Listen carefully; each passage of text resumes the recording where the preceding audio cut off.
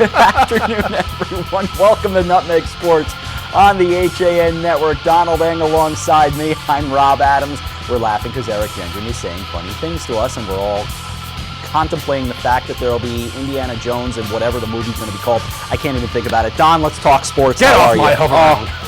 Oh my God, no mas. How are you, Don? I'm doing very well, Rob. How are you?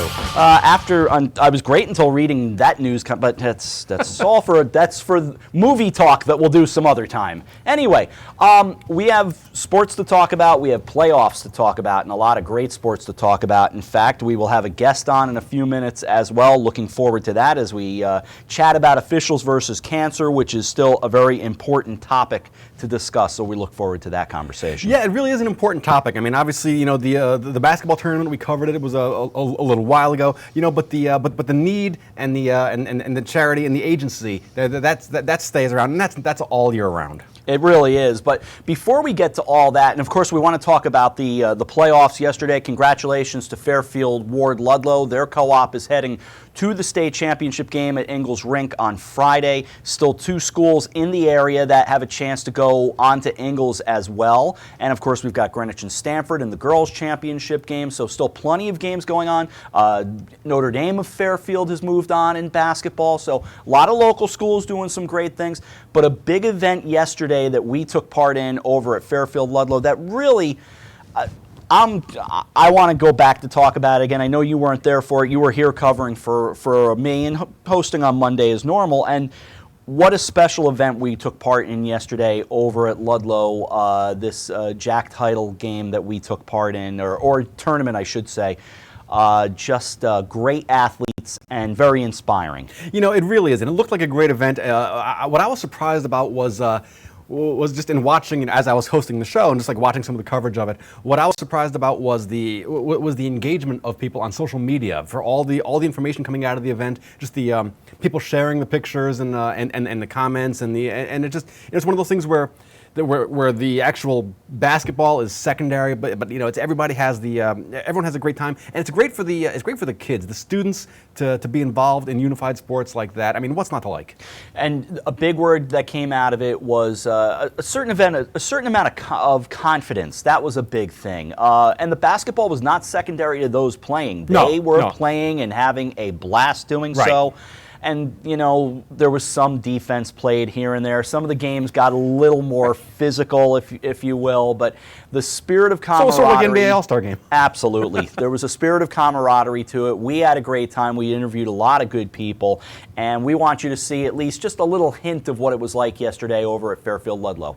Good afternoon, everyone, and welcome to Fairfield Ludlow High School for a very special sports broadcast on the HAN Network with John Kovach.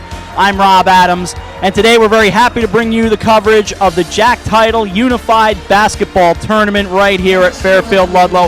The parade of athletes are already beginning, John. It's very Olympic style to bring them right on in.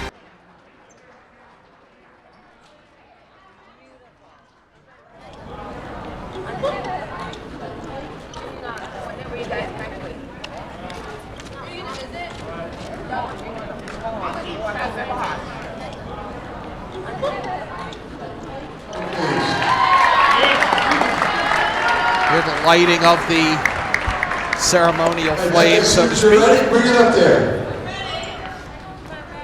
There it comes. Great job, Becca.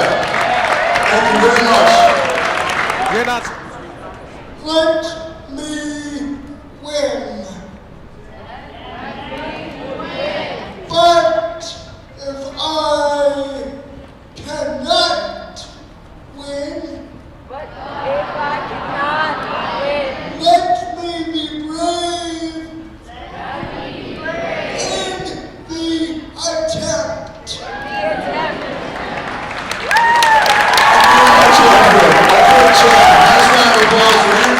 I want to make sure we recognize Dave Schultz, who was standing there with the microphone in his hand, of course the athletic director at Fairfield Ludlow, and he was a big part of all of this. He was the one who asked us to take part in it at the HAN Network. We were thrilled to do so. I was speaking with some of the people around the conference, and they were all saying to me, what a great job Dave does, and Dave doesn't want the credit for it, of course, but someone has to spearhead it, and Dave and his wife do a great job with it. You know, they really do, and it's a great event. It's well run, you know, and most importantly, you know, the camaraderie, just the mutual respect, and the experience of you know, of the students and of the athletes. You know, great event, and great job by Dave. Yeah, absolutely. Again, talked with many good people, including Jack Title's father, Dr. David Title, who is the superintendent of Fairfield Public Schools, and we chatted with him, learned who Jack Title was. Of course, Jack passed away a few years ago, and the tournament now named in his honor. He also played in that tournament at one time, and you know, Dr. Title was saying to me, he started, he lived in, let me see if I can remember this, he lived in the Ward District but played for Ludlow because there was a time where you could do that. And then the team started battling for who was going to take him because everyone wanted Jack Title on their team, and that's, of course, you know, the spirit of what it's all about. So great job by everybody yesterday at Fairfield Ludlow, and really a thrill to be a part of it. We move on to other stuff that went on. Of course, I mentioned Fairfield, the co-op, has moved on to a state championship game in their own right, and Dr. Title was leaving us to go watch that game, so it was a successful night for Fairfield Athletics. So good job out of them, and Jake Fuss with 4 goals. Quite a job there. Yeah, when he's on, and when the goalie for Fairfield Ludlow, whose name is escaping me at the moment, when he is on, that Fairfield co-op is a tough team to beat. Mike and I talked about this game yesterday in sort of a preview fashion, and we thought it was going to be a much closer game than it actually was. And what's fascinating now, Fairfield Ludlow, Ward Ludlow, moves on to play North Branford in the finals on Friday. And they play North Branford. Those two teams tied during the regular season. So you know, hey, this one it's 1 versus 2. It's anyone's game, really. The Thunderbirds are the defending champions. Mike Grace is that goalie, by the way, for Fairfield, Ward, and Ludlow, and they've done a heck of a job to get to this title game. So good luck to both those teams. I may get out there and check that one out on Friday. You know, there is nothing like a state championship game at Ingalls. It's so great. You know, I've often thought to myself that maybe they should move these games to the arena or somewhere else with a larger capacity, because you do turn fans away. You do.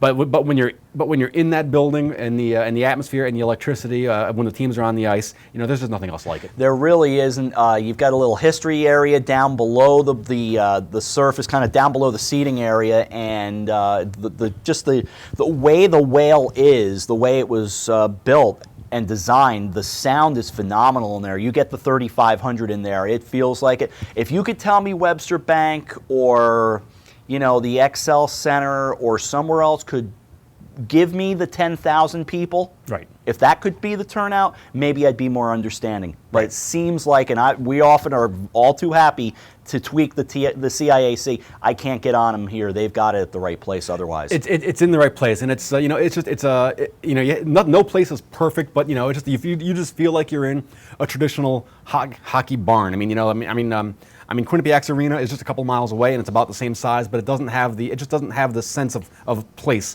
like the Whale does. There's just no other place like it in the state. No, there really isn't. Speaking of Fairfield, and again, what a successful night they had, and this is where I let my partner smile for a moment. Fairfield Prep has moved on to the semifinals. They've got a date with the Weaver Beavers in the Class XL boys semis. Hill House is in the semifinals as well, as they pretty much annihilated Ridgefield last night, 81-49. Yeah, that was a tough game. That was tough. I mean, you kind of felt like the clock was going to strike midnight for Ridgefield, and generally, you know, when Cinderellas fall, they fall hard. Yeah. And they had a nice run, knocked off a very good Xavier team in the first round, and then upset Trumbull in the second round. But they just ran into a Hill House team that was not going to be denied. Yeah, Hill House has been blasting people left and right. They are 21-2 heading into the semifinal game. They will play either Danbury or Wilbur Cross. They play tonight at Danbury High School. Danbury's 20-2 on the year. Can they make enough noise and get past Wilbur Cross and still have a chance against Hill House? Well, that's why we play the games. Winners play over the weekend at Mohegan Sun Arena for the championship, and so that should be good stuff, with the semifinals, of course, being tomorrow. Yeah, it is my favorite day of the year in high school sports. That Super Saturday with the hockey finals going on, with the basketball going on. It's just a phenomenal day. It's a day if you can't be at one venue or the other, or even if you can, it's a day you spend glued to Twitter. It is tough. I'm not sure where I'm going to wind up over the weekend, if I wind up anywhere. And let me adjust one thing, because Danbury is playing tonight with Wilbercross. They seem to want to give a break to that winner to go to the semifinal game. So that game is actually on Thursday, the semifinal. So it would probably be, I would assume, either Thursday, Probably Thursday, Saturday. Saturday or Sunday. Probably, to give those teams a couple of days off. Yeah. I guess Danbury had some sort of scheduling conflict and had to move the game back a night. And the CIAC, bless their hearts, see, this is where I now tweak them. I understand they want to make an announcement of when these, they like to have their luncheon and all, and I'd like to attend some of these things. I think it'd be fun for us to take a camera and go to some of these events, these luncheons and press conferences and all. I think that'd be all well and good. But the downside is, folks have plans they want to make. It's now coming up on Wednesday, and the CIAC has not exactly told us when the games will take place. Right, and it's not like the games are going to be held, 5 minutes away. Also, that's no, for folks, like me applying for a media credential, it's check off which games you want to make. Well, I'm intending to see the Greenwich-Stanford game, but if there's another game, I might want to go to that too. But tell me when they're going to be. And you got to know what time to make your dinner reservations at Jordan's. No, I go to the buffet, Don. Well, I'm not going to tell you where else I go at Mohegan Sun, but there are some other good food options there. Anyways, we move along here on this edition of Nutmeg Sports. Happy you're with us. And let's look a little further around. Of course, we know now where we are in Class LL. We move on to Class L. You've got Windsor and East Catholic playing tonight, as well as Newington and Middletown. Those are semifinals. Winners will go and play at Mohegan Sun Arena over the weekend. So that's Class L. Yeah, very, and no real surprises there. The brackets held up, seeds 1 through 4 in there. Windsor, the top seed, 23-0 in the regular season. They did lose in their conference playoffs, though. So, that'll fun. Those games are tonight. Allow me to be the bearer of bad news in Class M. 94-30. Yes. 85-47. Sacred Heart's busted and run out of gas. That's bad news for everyone else. 36.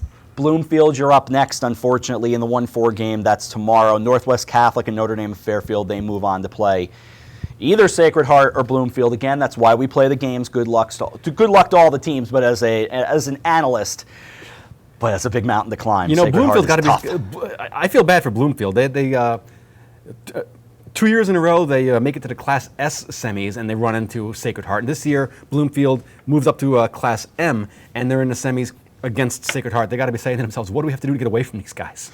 Exactly. Over in Class S, you've got Immaculate moving on. They will take on Holy Cross. That game is tonight, and that's at Massac High School, while East Windsor and one of my favorite schools to talk about, Coggins, they will play in the other semifinal game, and again, the winners move on to Mohegan Sun. The girls are already all taken care of. They're all set for Mohegan Sun, so we will talk about them. Really, in reality, maybe a little preview tomorrow, but more so we'll wrap up the winners next week. Yeah, I mean, that looks to be just a really fun game. I mean, I thought that I was very impressed the one time I did see Sanford High School play, but Greenwich beat them during the season. So, it gets old sometimes, but that's why they play. I mean, if I had to pick, I'd probably give the edge to Stanford, but Greenwich beat them. So we will take a break here on Nutmeg Sports. We have some other stuff to get to. There's some stuff going on down in Wilton that kind of grabbed my eye, so we'll talk about that and some other goodies as we move along. It's a Tuesday edition right here on the HAN Network. Denali is your outdoor retail destination in the Westfield Trumbull Mall. For the last 21 years, we have carefully selected clothing, footwear, and gear from a variety of the best outdoor brands, such as the North Face, Patagonia, Vineyard Vines, UGG, Merrell, GoPro, New Balance, and many more. Our stores have a friendly, knowledgeable staff to help you with all of your running, hiking, and cold weather needs, and in discovering all things outdoorsy and awesome. Visit us in the Westfield Trumbull Mall or online at DenaliOutdoor.com.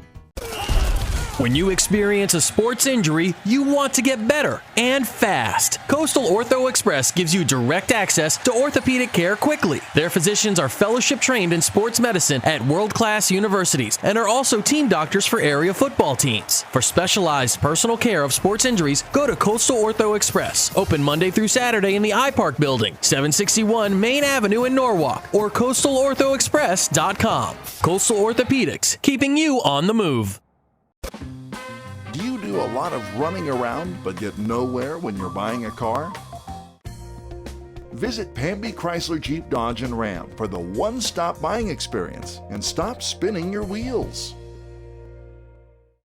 Walter Stewart's Market in New Canaan is your time-saving local shopping destination for the best of spring. Find many of your favorite products, from great specials on everyday items to the freshest organic produce, artisanal cheeses, and grass-fed steaks. Drop off your knives to be sharpened, grab a beautiful bouquet of spring flowers, and stop in next door for a wine tasting. Plus, their personable staff is always ready to lend a helping hand. So stop in to Walter Stewart's Market, 229 Elm Street today, or shop online at stewartsmarket.com.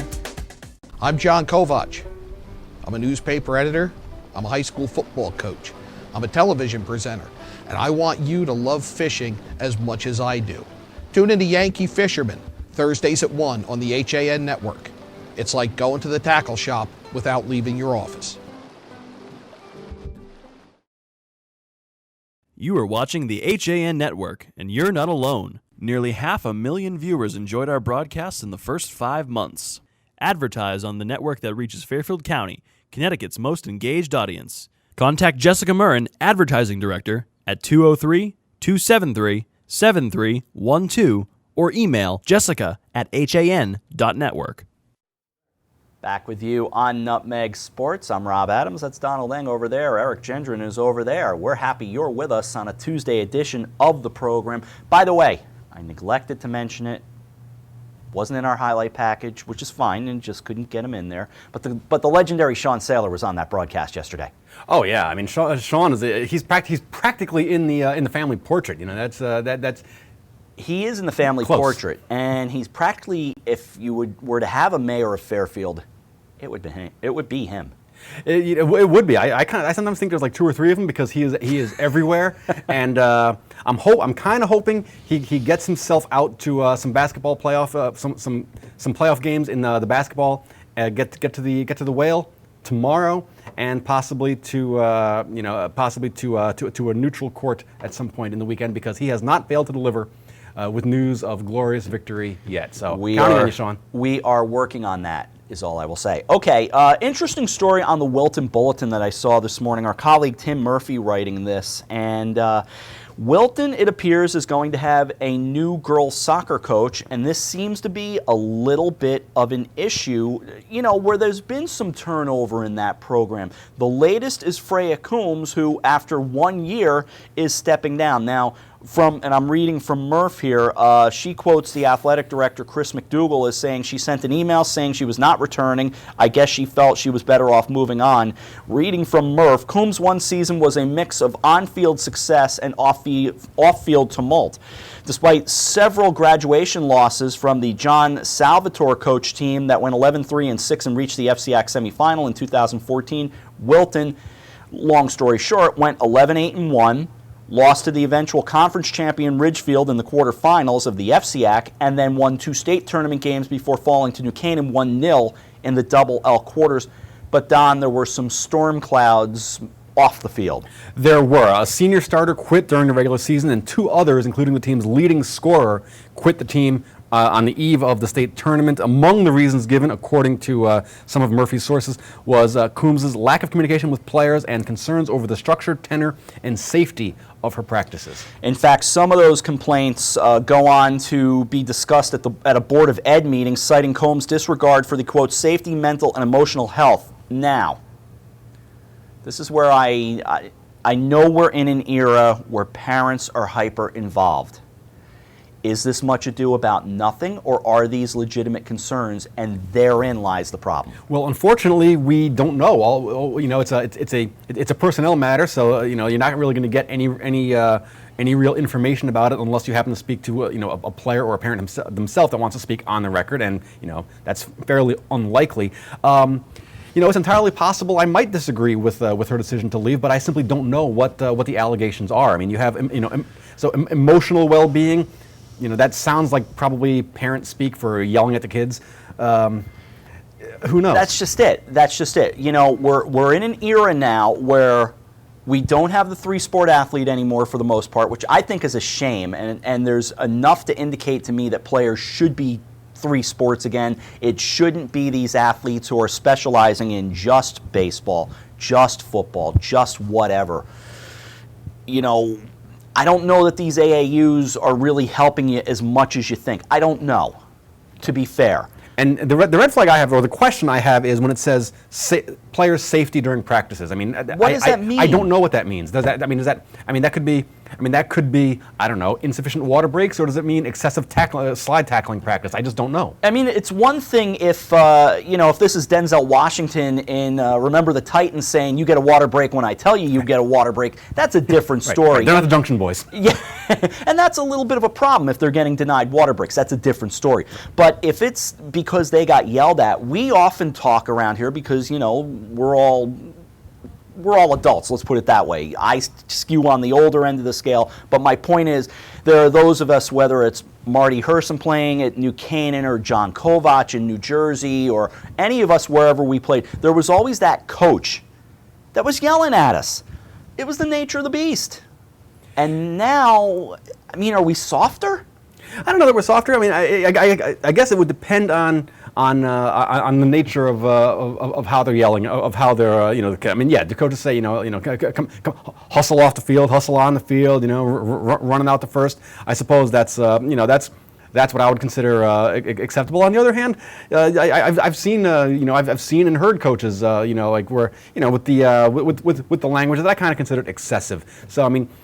So do I have a problem with coaches yelling at kids? I guess it depends on what it is they're yelling at them. Hustle back on defense? No, not a problem. But things that when you start hearing like a continual beeping sound on your screen, then that might be an issue. Well, but again, we stress we simply don't know what she was and that's correct. Doing.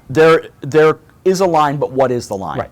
I think that's fair to say. And we know assistant coaches. Frank Granito's an assistant coach. We've talked about John Kovac being an assistant coach. We know people who do coaching in one form or another. But I don't know that I don't know. Here's my takeaway from it. And again, this is all Tim Murphy's writing on WiltonBulletin.com. The net result is that the Wilton girls soccer program, the one that has produced Christine Lilly, of course, and a Connecticut best 11 state championships, will play the 2016 season with its fifth head coach in the past 6 years. That leaves me with one simple question. Why?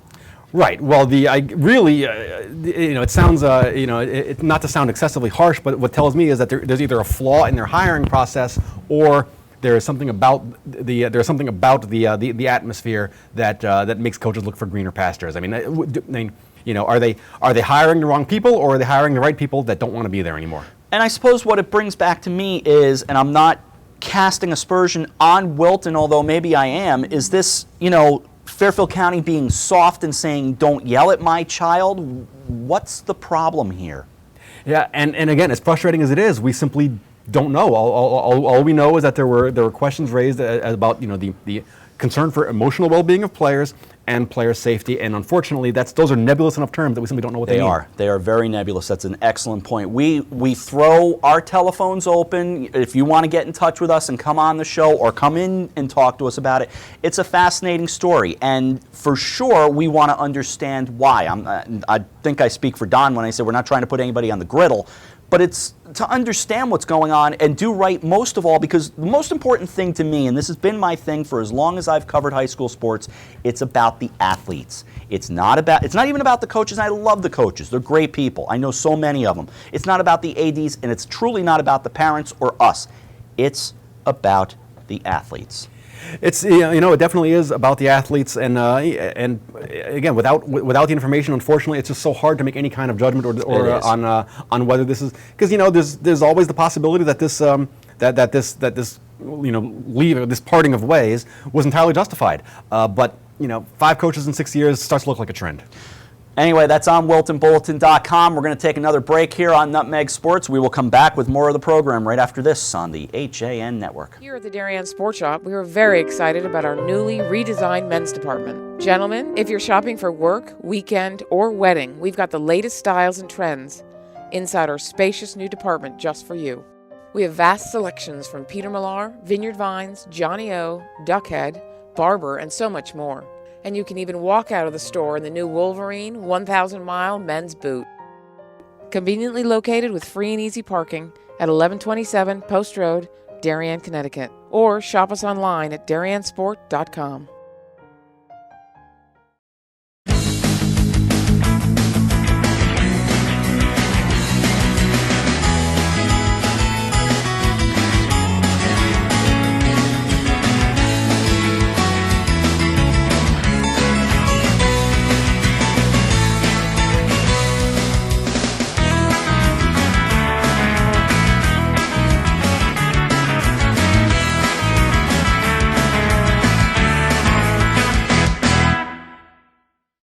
Can't wait for it to get warmer so you can start fishing again? Get over to the Dock Shop, where they have the latest in fishing tackle, marine electronics, boating supplies, and more. But remember, the Dock Shop isn't your average tackle shop.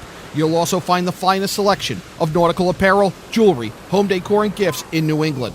Boater, beach bum, fisherman, or simply love the New England coast, this is a unique place to shop. The Dock Shop, 51 Tokenique Road, Darien, 609 Riverside Avenue, Westport, dockshop.com.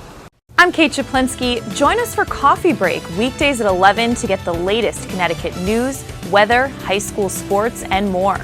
News doesn't get any more local than on Coffee Break on the HAN Network.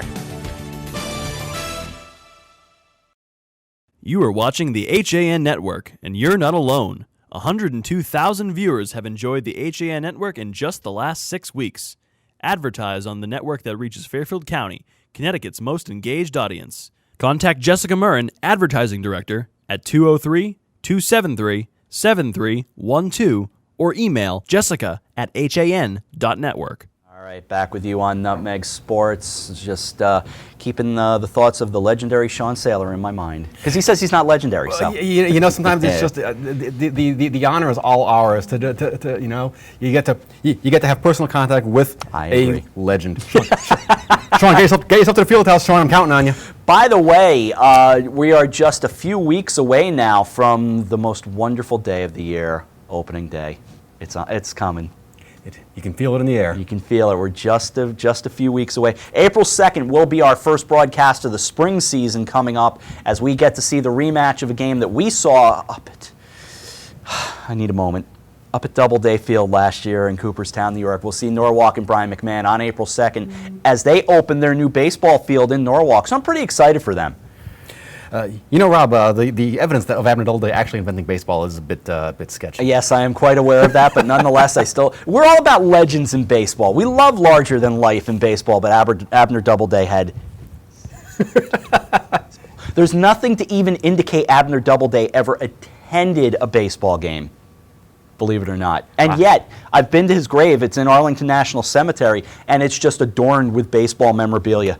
It's hysterical. But we had someone on from the Hall of Fame last year, last April, in fact, and he very much said to us, no, the Cooperstown committee got that completely wrong. It was a complete fallacy. Well, what did Robert Worth say in Cobb? We published the legend and we put the truth in the drawer.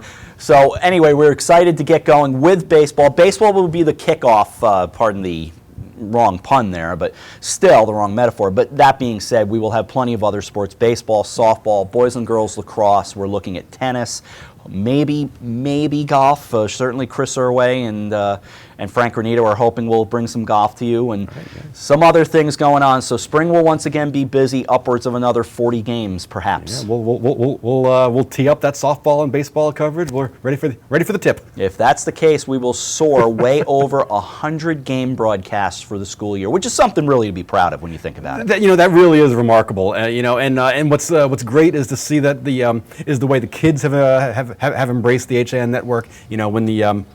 when the rig rolls up, the kids are excited, and as we mentioned before with the unified sports, doing things where the kids get excited and they get a platform to show their skills is what really makes it special. And the students are really starting to talk about, are you guys coming down and you're bringing the RV, are you broadcasting our games? So that's cool. That's the stuff we want to hear. Yeah, essentially, it's like all we need is a big and rich bumper, and we'll be like it's FCAC game day.